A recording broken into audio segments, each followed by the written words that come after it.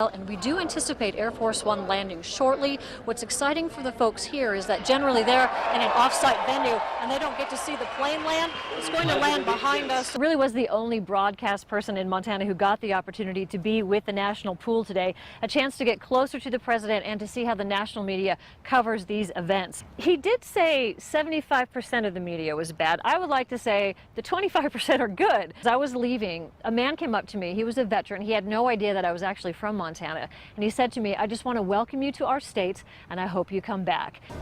Dennis, can you believe it? I am at the M. I don't know if we've ever broadcast live from the M.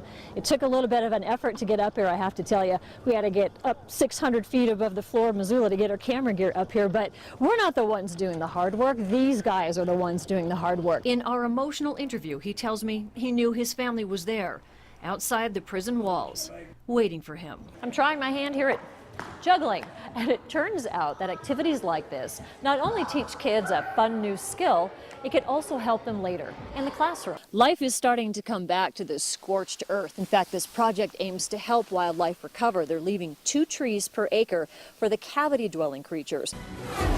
Hi there, I'm Jill Valley here with another election update. We have a live look at the Missoula County Fairgrounds. Last-minute voters still filing in to cast their ballots. The polls are about to close shortly here in Montana, so then we can finally rock and roll and get some results and put an end to what has been a very long election cycle. So I had to start digging and find out if this house really was a catalog home, and if so, where did it come from? The only way I am able to keep up with these guys today is because it is slightly uphill. It was Corporal Zach Sargent who was able to get that tourniquet on. He didn't have much arm left because the injury was so high.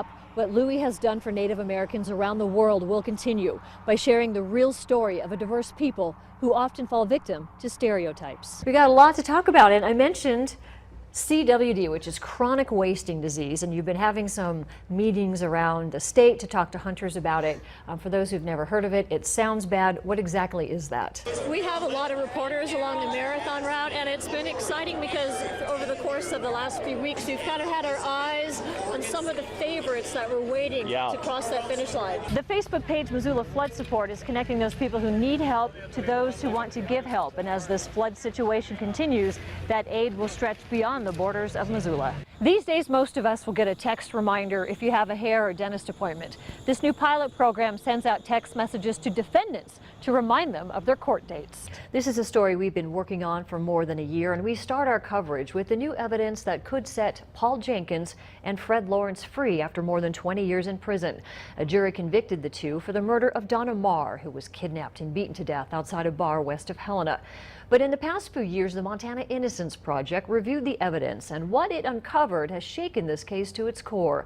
The new DNA test on crime scene evidence shows it belongs to a David Wade Nelson, a man already in prison for killing a Deer Lodge area mother and son 2 years ago, and who had served time for a violent attack on a Hamilton woman in the late 1990s. It not only means 2 men in prison for two decades could go free, it also means that a family torn apart will finally be reunited with their father. Count 1, deliberate homicide, accountability, guilty. Count 2, aggravated kidnapping, guilty. This is video Crystal Combs has only seen once. She was 15 years old when a jury convicted her dad, Paul Jenkins, of murder. I remember the doors shutting, everything being cold, and the first words out of their mouth was, "I'd never see my daddy alive again." She and her siblings never believed their father was a killer, but living with the father behind bars was confusing. And I went through times in my life in the last 23 years where I've tried to force myself to accept the reality of what my life was, but I never got to the point where I actually believed he was guilty. Donna Marr was closing up at the Jackson Creek Saloon in Montana City back in January of 1994. She was robbed, kidnapped, and beaten to death with a crowbar. Her body found later that day. Prosecutors convinced the 2 juries the men were guilty. Both received 2 life sentences each. Paul Jenkins appealed his conviction several times but lost. Then in 2003, the Montana legislature allowed the convicted to petition for DNA testing. And that's when the Montana Innocence Project got involved in the case and got permission to conduct new forensic tests. Crystal got the news this fall. The DNA on some crime scene evidence did not match Fred Lawrence's or her father's, and that another possible suspect had emerged. It is possible those two men could go free after almost 24 years in prison. He's very excited. He's beside himself. He's not sure how to feel either. I think we're all confused and a little bit overwhelmed at this point. My emotions go from happy to sad to angry to confused, and that can all happen within 60 seconds. I can be smiling, and then before the end of my sentence, I'll be crying because I don't understand. I just don't understand how all the opportunities was there to get the right person, and my entire life was changed. Paul Jenkins has been in the prison infirmary in Lewistown. He lost both legs to diabetes, but his lawyer tells me he does plan to use his prosthetics to walk out. But of course, it will depend on what the judge decides to do with that motion to release. In our exclusive interview, he tells us after 2 decades in prison, today he's enjoying family, freedom, and fried chicken. I never thought at one time I'd ever see this day. 64-year-old Paul Jenkins is spending his first 24 hours in 23 years a free man. He has more catching up to do than he knows. I got grandkids. Grandkids I've never laid eyes on. So I'd like to see them.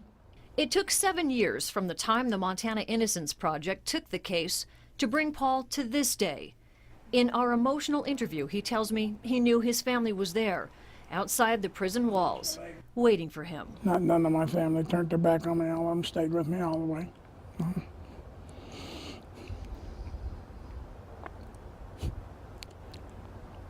I think that's what made me want to keep fighting. You know, but everybody stuck with me all the way, and I was happy. He has grandchildren to teach him about iPhones and Netflix, a lifetime to reconnect with his son and his daughter Crystal, who lost him when she was just 14 years old. That will take some time to process. Yeah, it's just going to be hard. It's going to be a day-by-day thing now. So I just got the rest of my life to relive it and go on and make myself happy, I hope. The DNA testing that freed him will no doubt be a player in other upcoming cases. And where prison time takes its toll, Paul knows this was worth the fight. I don't give up.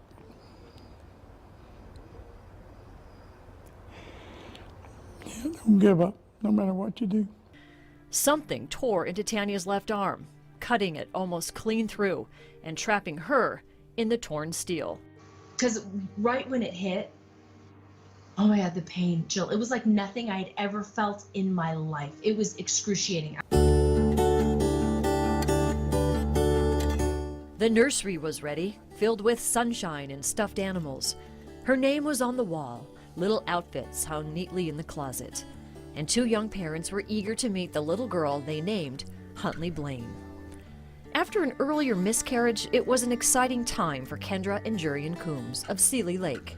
We finally got to hear her heartbeat and her, see her on the ultrasound, and we got excited. It was an easy pregnancy.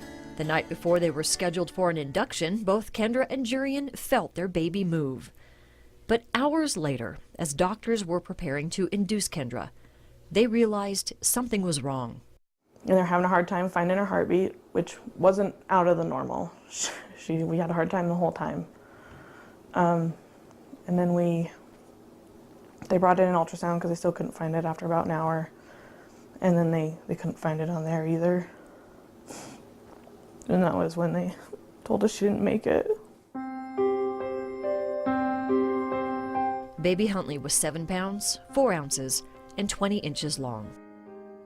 And you just stare at her, just hoping something was wrong, and she was still gonna cry. She didn't. The tragedy of an infant's death is often made worse by biology. It does not allow a lot of time before the deceased needs to be cool to slow down tissue deterioration. It means parents who want to spend time with their infant must allow the child to periodically be taken from the room to have their body temperature lowered. It takes away precious moments. That's the only time you ever get to hold them. That's it. That's all you get. You don't get any more than that.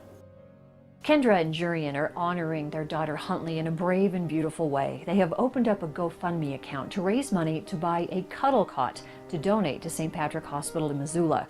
A cuddle cot allows grieving parents more precious time to say goodbye to the baby they lost. The device sits in the bassinet or cradle, and it cools the child's core temperature enough so they can stay in the room with the family, where they can take their time to say goodbye. St. Patrick Hospital currently doesn't have a cuddle cot, and Kendra says by donating one, she is giving other parents the precious gift of time. That cuddle cot will make it so they don't have to take them away. They can stay with the family, because it hurts a lot. Joy is coming back to this house, as Kendra and Jurian are expecting again, and this baby shares a due date with a sibling they'll never meet. But even Huntley's short time on Earth was profound for this little family. Like, I've always appreciated the little things. I appreciate them that much more. Everything. And she taught me to never take a single thing for granted, ever. She made me mom. In Seeley Lake, Jill Valley, MTN News. John grew up around guitars, so music was always a part of his life. But when he was 9 years old, something incredible happened to him. He saw the Beatles performing on The Ed Sullivan Show. I was the guy in front of The Ed Sullivan Show that morning, watching the Beatles. I saw that, and it changed the world.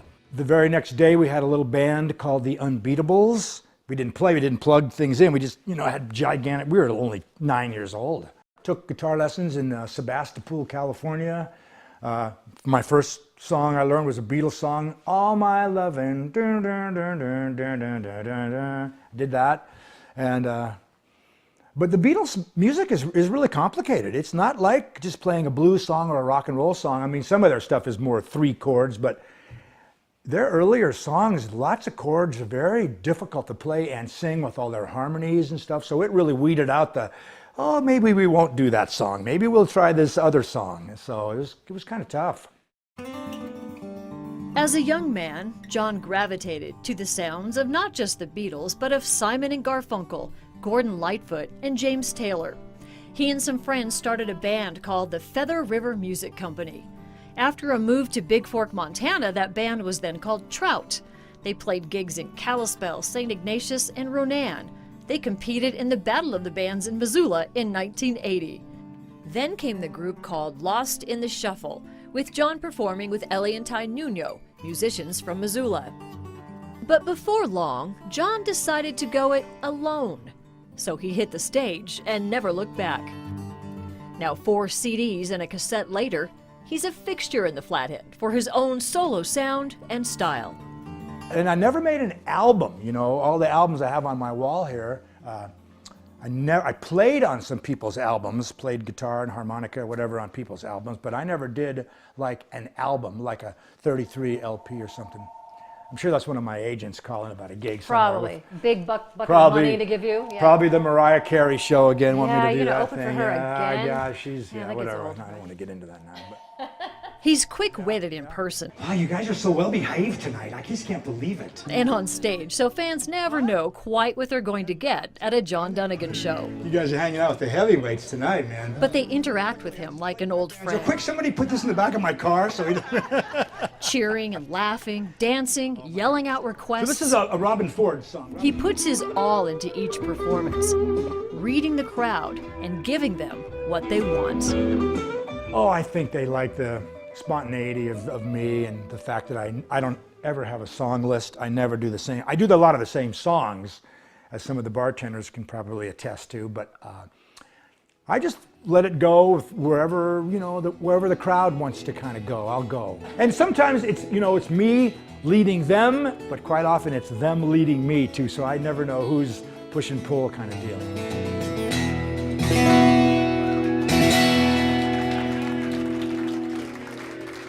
Thank you all very much. Wow, thanks, you guys. What an unbelievably fun night, man. John can play 1,000 different songs, probably more by his own estimation. So it's no wonder he's got something for everyone. But it was one song played one summer night in Whitefish that brought him face to face with one of the biggest names in music.